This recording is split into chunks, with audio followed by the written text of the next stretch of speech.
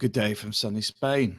Um, what I want to talk about today is what do I love about the Philippines? Because I know there's often a lot of negativity around. Because you've got people like hyper in the sense that everything's awesome, or you've got the other side of the coin, which is basically things look a lot on the negative side. But these are the 10 things that I like about the Philippines the most. They're not in any sort of order, but it's the main reasons I think a lot of expats go there, and a lot of people retire there. The first one would be beautiful women, friendly people. People approach you all the time. Even sat in the bus, people just start talking away to you, asking where you come from.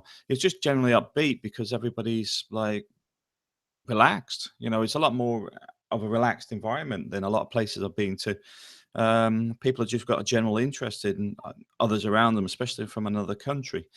But also, you've got the um, factor that a lot of women are looking for a foreign husband, which is obviously another positive thing for foreign guys in the Philippines. Another one I do like is the weather. We're sitting watching the rain and thunder, well, watching the lightning, listening to the thunder. That's something that I enjoy doing in the Philippines, especially when you got the heavy downpour. It's late at night and you're just getting those flashes of lightning coming in across the sea. That's something I love. That's one of the things that even now I remember, sitting doing that on the balcony, sitting outside April's aunt's store at about 2 o'clock in the morning, just listening to the rain and watching the lightning come in. Next one would be simple life. At the end of the day, life's less complicated in the Philippines. A lot of things are just about day to day stuff. It's not about saving for the next new computer, bigger car, or anything like that. It's just a simplistic life day to day for a lot of people. And I love that. At the end of the day, I find that in the West, we overcomplicate things, like things like the UK SORN notice, statutory off-road notification notice. It's a piece of paper you send to the government to say your car's not parked on the road. Now, it's only so they can fine you if you don't send it in, because if they do find your car on the road anyway, they'll pick it up and crush it. So it's not as if you're going to go, oh, but you might go, oh, I forgot to stick that in the mail, or I forgot to let them know. And your car's not on the road anyway, but you still get a fine because you didn't send a little bit of paper in. Philippines, I find a lot less complicated in that sense, and that's one of the things I love about it. Family ties, also very good. Now, we all know that there's issues within any family, but at the same time, if your brother dropped up on your doorstep in the West, you may not let them live in your house for the next year while they sort themselves out. In the Philippines, it's normal. People look after each other, within their own family group. Outside that family group, not as much, but certainly within it, people seem to watch each other's back to some point. Um, the time it gets a bit messy is when there's money and land involved, like for things like inheritance, people not getting their right share or whatever. But generally, the family ties are pretty good, and even people that are extended members and haven't really met in the sense, like, there may be cousins that are on completely different islands but have bumped into each other in one location. Um, they treat each other like they've known each other for their entire lives, and I think that's a very positive thing. So family ties, I think, is one of the top things on my list. Another thing is an adaptive cost of living. Adaptive cost of living is basically, in the West, there's bills coming in. There's bills for bills coming in because, quite simply, there is a cost to everything. And I know the Philippines has got its own costs, but a lot of the stuff you don't need to pay in the Philippines. If you don't want your waste collecting and decide to burn it in the street, a lot of people do that. They're not paying anything for it anyway. A lot of the money isn't coming from their pocket, but in the West, you're paying that, you're paying the fire, you're paying this, you're paying that, you're paying the pensions to the government authorities, etc. There's everybody in your back pocket. I find in the Philippines, you can adapt from living a basic life to a fairly influential life just based on what you want. You know, if you don't want X, Y, Z, so what? Nobody cares. They're not going to say you must have it like they often do in the West. You must have that. You must have that. Unless it's commercial premises, then obviously you have no choice on that. But at the same time, I do like the fact that you can go there, limited budget, start on a little nip per hut if you want, and over time, as your budget increases, you can develop up the what do you call it? Up the money tree. You know, your standard of living can increase over time if you decide to. Um, because I know in the UK now, the cost of housing and everything else is phenomenally overpriced. Um, I myself, I could afford it, but I just begrudge giving so much money to the banks. But at the same time, you sit there going, it's not money, it's years. You're offsetting years for a premises that may not be worth as much as you paid for it in the future, but also you know, the amount of, you know, you're paying the bank so much back anyway. In the Philippines, you can buy, you know, although you have the ownership issues of being a foreigner, but as a couple, you can get a place very reasonable, pay it off quite quickly. And I know with ourselves, we paid ours off within 6 months. You know, where can you do that in the West these days? The other thing is there's always something going on, and you're always welcome. You know, if there's an event going on like a fiesta, somebody's birthday, baptism, whatever it is, you get invited to a lot of events in the Philippines. Metacom one. Is it safe in the Philippines? Yeah, hi Metacom one. I would say it's safe if you're not doing anything. And normally a lot of the problems that happen to people in the Philippines is related to stuff that is specific to them, involved in something they shouldn't have been involved in, or in a bad relationship. It's not normally random. Let's put it that way. It's not like random attacks, which is something that's quite common in the West. There's so much randomness in some of this stuff. I find the Philippines a lot safer than where I was in the UK, for example.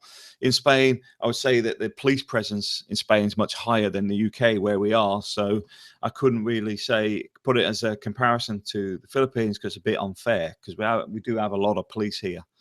Um, Ella Winter says doing ladyboy stalking is one of these things. Yeah, that could get you in trouble. I know that in Thailand, there's been people that have been beaten up and robbed by the ladyboys on the beach.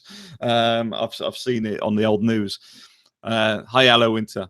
Yeah. Metacard one. I'm sure you'll be fine for your holiday. Yeah, you know, at the end of the day, the bad things that happen to people are normally related to something completely um, you know, being in the wrong areas, doing the wrong things in the wrong areas, um, business issues, family issues, which are often they've got red flags for months or even years ahead.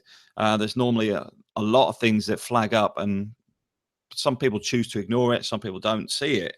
But at the same time, I would say generally you won't have any problems in the Philippines, especially if it's your first trip as well. You're going to find it pretty upbeat. Everybody wants to talk to you. Everybody wants to show you around, introduce you to their sister, etc. That's pretty normal in Philippines. Um, yeah, always something going on. Not my number 6 on the list. There's always events going on. There's always stuff that people don't tell you about because everybody in the area knows about it already. But then suddenly it's busy. You suddenly get there and it's like, well, where's all the? Oh yeah, it's festival. There's a festival this week, and nobody tells you about it. But at the same time, everybody is really upbeat. There's always good events going on. I know in 1 month before I went to 16 fiestas. You know, because we had people over ours, and then you get invited to theirs, and then it just rolls from that. You're constantly at parties. That's a good thing about the Philippines. I do think. I mean, Spain's the same. There's always fiestas here constantly. Um, yeah, another good thing is it's a cheap country for mass transport because getting around the Philippines is really cheap. You know, you can go in a taxi, or whatever. It's there if you want it. You can get your private hire car, whatever. But ultimately, you can get the buses, you can get the ferries, you can get the jeepneys. You can get around very cheaply in the Philippines, all over it. You know, even if you're going on you can take a ferry instead of the plane, for example. It often works out cheaper. You can carry more gear. John Parrish, what are fellow expats like in the Philippines? I know the locals even talk to you. Hi, mate. Uh, the fellow expats, I think you need to look around. You got the stereotypical expats, which we all, well, many of us try to avoid and may even loathe. But I would say you normally find that you need to make friends in the Philippines if moving there long term, but you'll find the circle of friends get smaller over time because you'll meet a lot of people, and then because the Philippines community is so varied and broad, you will find that a lot of them do not fit into your grouping of what you call your social friends in your normal environment, back in the West or whatever. So you do actually limit yourself in that sense, but not in a bad way. I mean, there's a lot of people with a lot of problems in the Philippines. I'll just leave it at that in the expat community. Yeah, I know. Yeah, John Parrish, I know. Just feeding it. Yeah, I know. I'm trying to keep this one upbeat, which is why I'm trying to avoid it. I'm trying not to talk about them too much. But yeah, there's certainly a few trolls in the community, that's for sure. There's a lot of beautiful locations in the Philippines, which sort of ties in with the mass transport because you can get around the Philippines very cheaply. So you can actually go to another island for virtually nothing, in comparison to what it costs in the West. But I will say here in Spain, the bus, I couldn't believe it was only €1.35 for the bus yesterday. I don't even know how much it is in the Worcester. I think in the UK it was cost me about, because I only used it twice. It was £4 over 15 years ago. So finding out that the bus here on a similar route was like way cheaper, a quarter of the price today compared to 15 years ago, that says a lot. But I find the Philippines, you can move from island to island very cheaply, get yourself a backpack, go and experience the place. And there's a lot of varied things going on. I mean, the thing is, there's volcanoes, there's a lot of climate differences between the south of the Philippines and the north of the Philippines, because the furthest north islands is more like Scotland. They've got sheep there. We've got, it's grass and all, it's a nice place. But in the south, it's, well, even the Versailles region is more warm jungle climate, sticky climate sort of thing. So yeah, there's a lot of sea and experience, and the further you get out, the more different it is. I mean, I like Negros Island. When I went over to there, I found it very different to Cebu, and it's literally only next door to actually Cebu, but it's very different in so many ways because each place has its own little cultures and things. Although a lot of the stuff on the surface looks the same, there is some interesting things that, if you look more localized, going on. I mean, I was surprised to see a long house in one location. For example, I just turned a corner and there's just this giant house where all the family live in it. Because obviously they all stay in one massive house, a big wooden longhouse. So there is stuff still around. You've just got to search for it because a lot of it isn't advertised. It's not like tourist information, head here. A lot of it you got to hunt out. But it's there. It really is there. You just got to find it. And this gets on to Metacom One's comment relating to, is it safe in the Philippines? Number 9, I'd say it feels safe. And the reason I say it feels safe is problems normally come from being in the wrong location, doing the wrong thing, or becoming a bit, what do we call it? Yeah, you're not protecting yourself. It's normally where people are, like, for example, standing on the street light at 10 o'clock at night, waving a new iPhone, talking on the phone. That sort of thing is quite risky in the Philippines. Doing that inside a restaurant area, doing that inside a car park where there's guards and that around it is fine. But doing it under a street lamp on the main road, you could run the risk of having it robbed from you. But beyond that, I would say it's pretty sound. Do in Worcester, I put that because the thing in Worcester, people will randomly attack people because it's Friday night. They get drunk and go out looking for fighting. I haven't really seen that in the Philippines at all. Um, yeah, people seem to, I've seen it in Worcester myself. People get drunk, they get stupid. And, I know my ex's old cousins used to actually go out on a Friday night to actually get in a fight.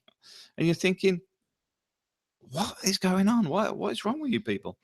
But yeah, I do find it safer in the Philippines. I do find that people generally don't do stupid things unless it's caused by something else, like losing face or something else over something political. Like they've been embarrassed in front of their family members. That sort of stuff normally creates an issue. John Parrish, I feel safer here than I do in the UK, but OFC, I don't go to dodgy areas. Yeah, exactly. That's the big thing here. John Parrish, I live in Bay Laguna, and on rare times I see one walking towards me, they totally blank me, meaning I go out my way to say hi, Joe. Yeah, John's on about expats. Yeah, you find a lot of expats won't talk to you anyway. They just blank you. They pretend you're not there. I didn't see you. I'm looking to the left, so I can't see you on my right. Yeah, that goes on. But sometimes it's better that way. And sometimes a lot of these guys, there's two reasons they're doing it. A, they don't want people to know they're in the Philippines or whatever. Or B, that they've had bad experiences with other expats. It's normally one of those two. It's not a case they dislike you. It's just that they had something that's changed their mind. So number 10 on my list would be It's Never Cold. The reason I put this one on the list is quite simply, if you come out of the Philippines, when I've done contract work, I've always left just as the winter's come in. So even in the rainy season, I find it nicer in the rainy season, where a lot of Filipinos find it cold. But in the hot season, it's a bit too hot. But in the rainy season, it just seems to be the right climate for myself. I actually enjoy that. Yeah. So that's my top 10. What would you say has anybody got anything they want to add to that list?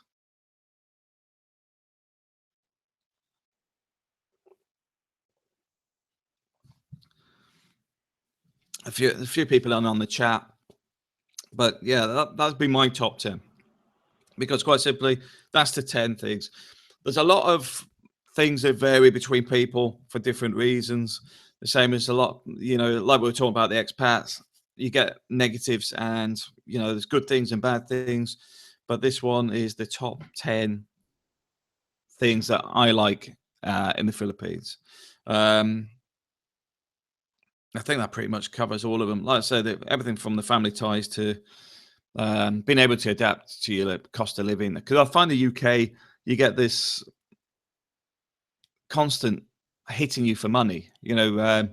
I mean, the big thing in the UK I find bizarre is why people don't talk about the government pensions relating to council tax, because council tax is expensive, but everyone's going, we need more money for more services.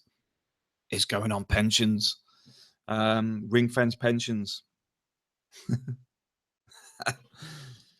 Yeah, I think so. John Parrish just mentioned something about Hypnotoad.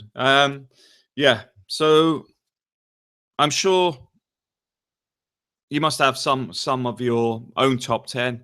But I'm going to cut this chat off short today because, quite simply, I think we've covered all the topics.